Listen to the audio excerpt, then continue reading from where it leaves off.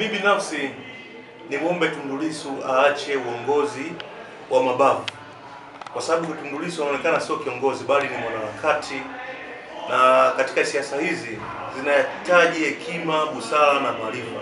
Naona Tundu Lissu pamoja na makamu wake mwenyekiti ndugu Heche wanakurupuka na kutumia mabavu. Kwa mfano sakata lao ambao linaendelea baina yao pamoja na G55 ambao ni makada na wanachama wa Chama cha Demokrasia na Maendeleo Chadema. Katika swala la mgogoro wao ni kukurupuka kwa Tundu Lissu. Jambo hili lisingekuwa na tafrani au kelele zinazoendelea kupitia mitandao na wanaporushiana maneno kama angelipitisha kwenye mfumo wa vikao vinavyotakiwa. Na jambo hili kwa sababu ni zito walivyolibeba, angelipeleka katika kikao cha mkutano mkuu wa Chadema ambao hawa makada wengi ni wajumbe mle ndani, wakalichakata kwa pamoja. Kwa sababu wale makada wameona mle wangemjibu kwa hoja, hata wenyewe walijua, na yeye anajua angelipeleka kule angekwama, wangemjibu kwa hoja, na hoja zenyewe ziko wazi tu. Kutokana na Mama Samia Suluhu Hassan, Rais wa Jamhuri ya Muungano wa Tanzania, rais wa awamu ya 6, mama wa Watanzania wote, kwa mambo makubwa aliyoyafanya katika kipindi chake cha awamu ya 6. Huyu mama amegusa kila mahali. Amefanya paka ambako palikokuwa kumeshindikana kufanyika kuleta maendeleo katika nchi hii. Wanasema kila kitongoji, kila kijiji mama amepafikia. Sasa baada ya kuona mambo hayo, Tundu Lissu ameweka mpira kwa pani, anajenga kutengeneza hofu kwa wananchi kwamba kuna mambo fulani hajakaa sawa mpaka rekebishwe. Akajua kila jambo of course limeshawekwa sawa, wala hakuna hoja. Lengo anajua akiingiza timu yake haiwezi kutoka na kitu, atakwenda kushindwa. Na atakwenda kushindwa kutokana na mambo makubwa yaliyofanyika ndani ya nchi hii kwa muda wa miaka 4 tu ya mama yetu Samia Suluhu Hassan, kwa sababu amegusa kila mahali. Wakati mama Samia anaingia madarakani, walihisi kama ni nguvu ya soda, kwamba hataweza. Sasa mama amechapa kazi kweli kweli. Yaani pale mtangulizi wake Dr. John Pombe Magufuli alipoishia akisema hapa kazi tu, mama akaenda kusema kazi iendelee. Kwa hiyo akaenda akayabeba yale yote yaliyokuwa yameasisiwa na Daktari Dr. John Pombe Joseph Magufuli, akaenda akaibua na yeye kuyaendeleza kwenda moja kwa moja mpaka anakwenda kukamilika na kuanzisha mengine mapya ambayo hata tulikuwa tujafikiria kama inaweza kwenda kufanyika. Tumeona mambo mengi, hata tukianza kueleza hapa tutakesha. Tumeona upande wa mabarabara, upande wa reli ya mwendokasi, tumeona mradi wa umeme, mradi mkubwa kabisa, tumeona mashule ya wasichana makubwa na mashule ya kawaida, tumeona vyuo, tumeona viwanja vya ndege, tumeona maji, tumeona umeme. Yaani ni mambo mengi ambayo mama ameyafanya na kuyafikisha katika sehemu kubwa inayotakiwa. Sasa Tundu Lissu ameona kabisa akipeleka timu yake kwamba yeye, na ametamka majuzi nimemsikia kwamba hata yeye alikuwa anatamani kwenda kugombea urais. Anasema nilikuwa natamani. Kwa maana yake ameshajipitisha kwa mgombea urais hata bila kupitishwa na chama chake. Kama sisi tulivyofanya kwa Mama Samia mkutano mkuu wa CCM taifa, kwa kauli moja umepitisha mama yetu Samia Suluhu Hassan apeperushe bendera ya chama kwenda kugombea tiketi ya urais kwa mambo makubwa aliyoyafanya. Sasa yeye ameona moja kwa moja kabisa kwa sababu ya tamaa zake alitaka agombee, lakini pia akiona kiingia ataenda kuzalilika kwa sababu hatapata kula. Hao wananchi wanajua mambo yanayofanyika, na wananchi siku hizi bana sio watu wa kudanganya kwa porojo tu, kwa sababu ataenda kuambia nini. Mwanzo walikuwa wanawaambia jamani, changamoto hapa ni barabara. Leo wananchi wakiona barabara zimechongwa ziko vizuri, hawezi kusema changamoto hiyo.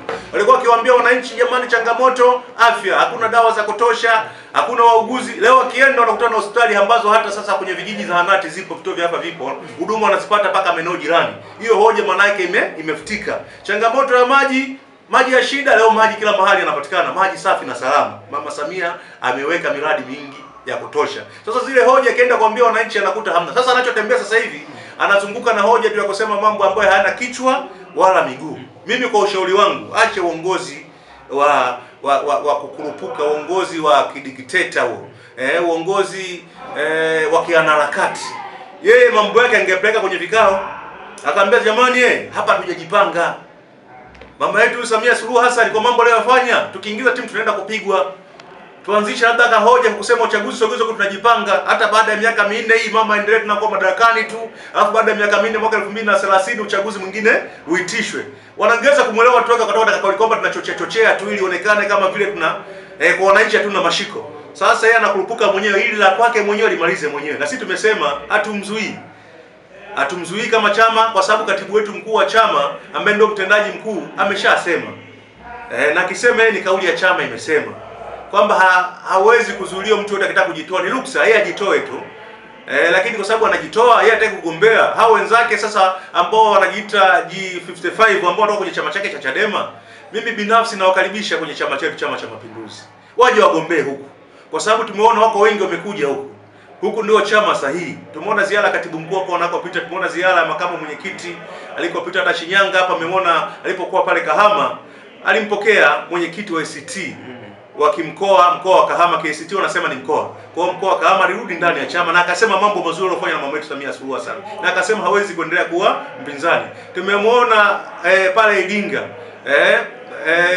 kuna katibu wa Chadema wa mkoa ule amerudi ndani ya Chama cha Mapinduzi na akasema mambo mazuri aliyofanya na mama Samia Suluhu Hassan. Na wengine wengi. Sasa binafsi hao wengine hao ambao wanajiita G55, karibuni mje katika chama chetu cha Mapinduzi. Ingawa sisi tuna michakato huku, lazima mwifuate mchakato uliopo. Kama mnahitaji kupata madaraka ya ubunge, udiwani, lazima muingie kwenye mfumo wa kugombea tutakapotangaza hizi nafasi.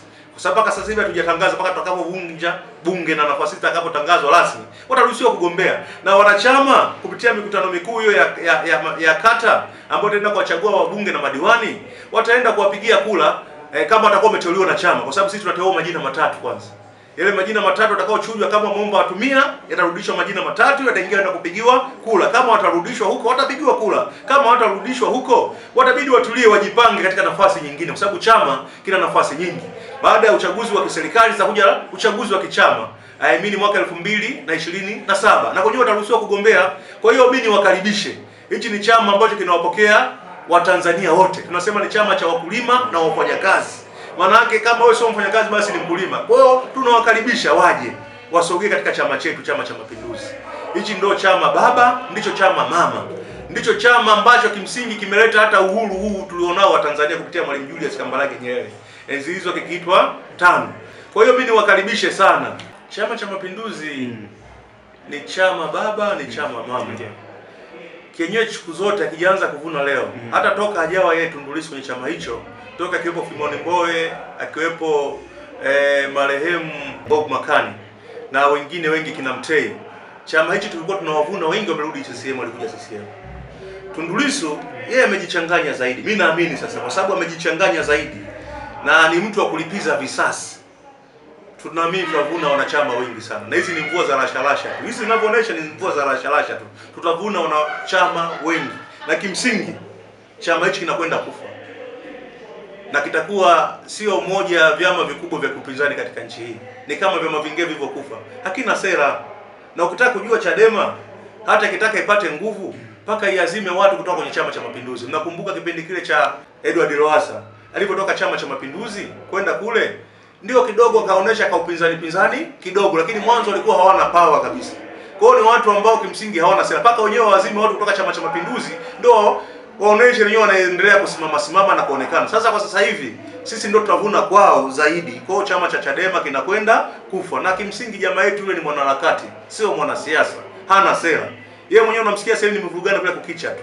Hana mbele, yeye hajenge nyumba yake kwanza ndio haje kwenye ushindani. Kiwezekana hata yeye binafsi ajisalimishe tu, arudi ndani ya Chama cha Mapinduzi. East African Spirits Company Limited ni kampuni inayojihusisha na uzalishaji wa pombe kali na bia. Kampuni hii ilianza mnamo 2018 ambapo ilianza na line ya plastiki. Tulianza uzalishaji wa bidhaa yetu inayoitwa Diamond Rock. 2019 tukaanzisha line yetu ya line ya glasi ambao tunazalisha bidhaa yetu pendwa Hanson's Choice. 2023 ndipo tulipoanza ku blend na ku manufacture beers zikiwa ni Hanson's Light, Goldberg, Basembi ambayo imeunga mwaka 2024 na Hanson's Dry iliyoanza uzalishaji mwaka 2025. Bidhaa zetu ni bora, salama, zimethibitishwa na TBS, lakini pia zina key element au niseme ni zina sifa kuu ya kutokuwa na hangover, kutokuwa na harufu mbaya, na pia